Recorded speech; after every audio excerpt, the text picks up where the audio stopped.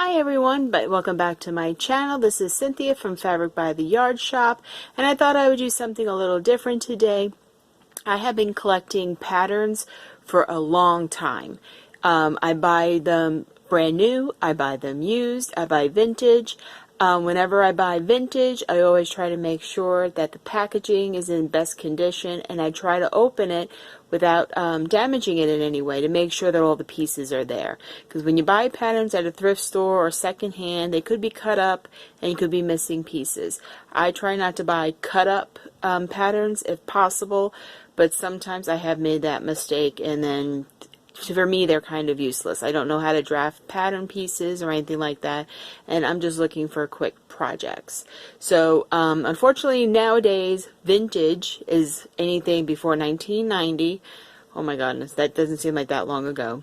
So I'm going to show you some of my collection of what I have and how I store them. I'm probably just going to go through just the women's clothing, because I have women's clothing, I have men's clothing, I have crafts, and I have children, and I have costumes. So I'm just probably going to go maybe through the costumes since I don't have too many vintage ones, and then I'll go through the women's patterns, okay? Okay, first I just want to mention how I store my patterns, how I find is the easiest way.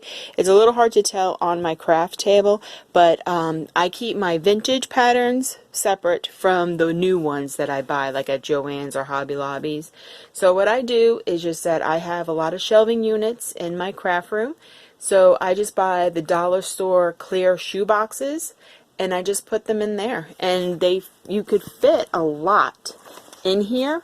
And then I have it usually set by category. Like I'll have clothing. I have clothing in both of these, and then I have crafts and stuff like that there. So like book bag patterns, teddy bear patterns, Christmas ornament patterns, and I even think costume patterns are in there as well. So whenever I want to look for something, I just pull it out and see how many fit in there.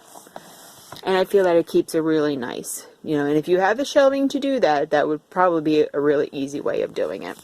And then I also have my vintage patterns, and you can see the packaging is not as nice as those because these have been used or stored in other people's houses. So I'm just going to go through some of them. Okay, first I'm going to go through some of my vintage costumes patterns. This is a McCall's 4268, and it's for the dolls and also her outfit. This looks like it's probably from the 80s. Okay, and then I have some historian ones. This one might not be that old, but this is a Butterick pattern 6198. I thought this would be good for, we like to go to medieval times once a year, so I think that would be cool. And this is a Simplicity, looks like 89.94, and it's M&M's. And I think this is funny because we can't eat M&M's because we are allergic to nuts. And then this is a Butterick, I think this is pretty new. It's P475, and it's a costume. My daughter wanted to be a cheerleader one time, so I had picked that one up. And then this one is a Simplicity pattern. The number is kind of worn off a little bit of it, but it looks like Pocahontas pattern. Okay, so I got that. And then here are some older ones. You could tell kind of by the style. It's probably 90s. This is a Simplicity. I think it's the vest. And it looks like from the line drawings, it's the vest and pants.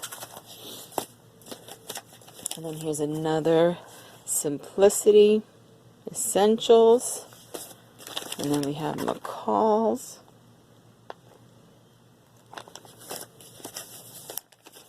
And this style is actually coming back, the long tunics. I just recently bought a brand new pattern for something like this. And that has to be 80s. Okay, Simplicity.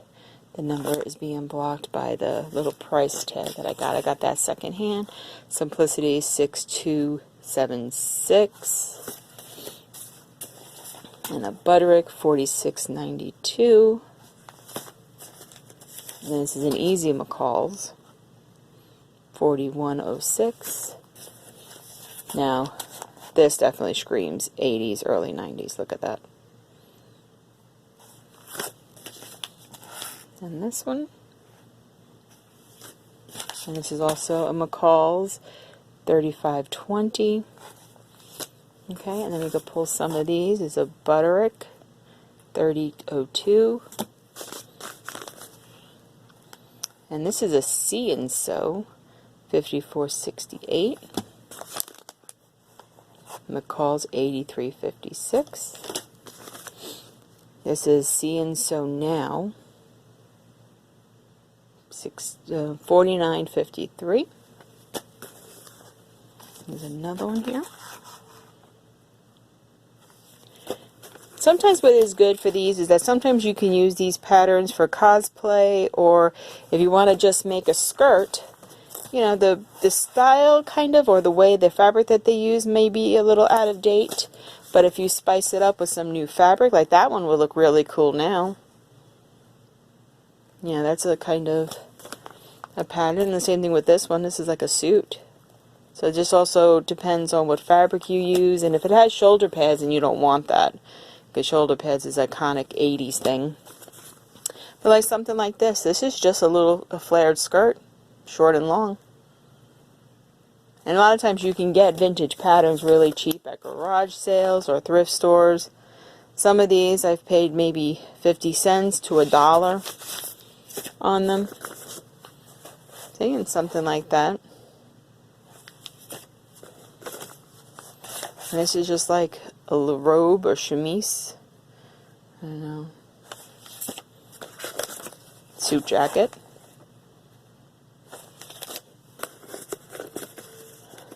Another suit jacket. This one just screams out like Dynasty or Knots Landing to me. Another one, or Miami Vice. Some more jackets. And vests. Vests were very popular in the 80s. And this one's cool. This looks like it could be like a jumper. Another blazer. Some more blazers. Some dresses. This is really cute. I would definitely want to make this. This kind of be just a timeless silhouette. See, and then sometimes they come in a little, but you could tell here that this has not been cut. Got the patterns and stuff in there, so. And then here's another dresses. That could be, you can wear that as just skirts. The jumpsuits. Jumpsuits are very popular now. It's another shirt and top. Okay, we got a few more here. We got the McCalls. It's just shorts and t-shirt and cotton pants. Same here. Got some dresses, some skirts, some more skirts. So even though these are old, you can still wear them. Vests. Like I said, vests were very popular in the 80s.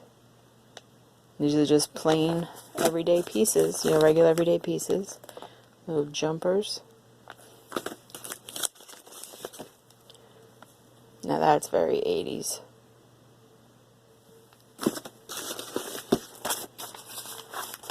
And the same thing with this one.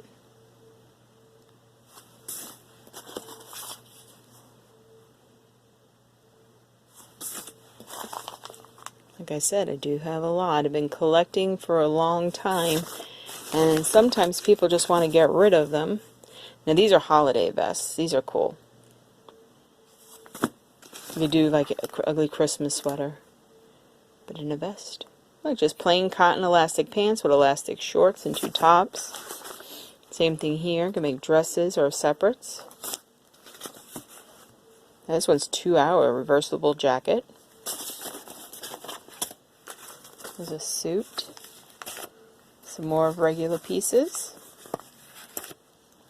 There's like a jogging suit. Like I said, I had just recently bought a pattern for making these oversized sweatshirts. Because Ariana Grande likes to wear them, so my teenage daughters like to wear them too. Scrubs, which also go use as pajama pattern. This looks a little maternity-ish. I don't think it is though, but it definitely can be made to be maternity. And just some fitted skirts. Some suits, separate pieces. Some more separate pieces. These are classics. These are still can be good. That's what I like about sewing, is you can make everything your own. Some more jackets. Actually, I think I got 2 of these, don't I?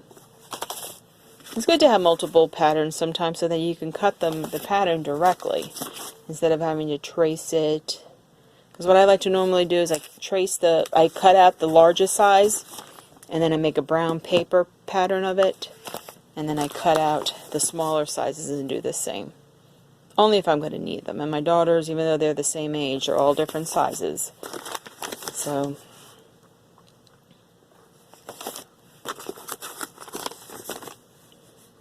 and more patterns. More jumpers. This one's old. We got some more McCall, just plain shirts and shorts. And this one is cool. This one's retro. Okay, so as you can see, those are my patterns of just my vintage costumes and women's. And then I have a little bit of crafts there. And then I have all those 3 there. And I also like these bins underneath here. I get them at the dollar store. And I just put like loose stuff in it. And like on this side there, I have bins with my daughters' fabric that they like. Like that one is my oldest daughter, my middle daughter, and my youngest daughter. Whenever I buy fabric for them for Joann's, or if they come with me and they want fabric, I put them in there. So I know if there's a project I need to do for them, I know where to get fabric that they had liked for it. And then this is the fabric that I sell on my Etsy store. They're on the bolts, put nicely on shelves, and I have some folded. So check out my Etsy store. The link is always down below in the description box.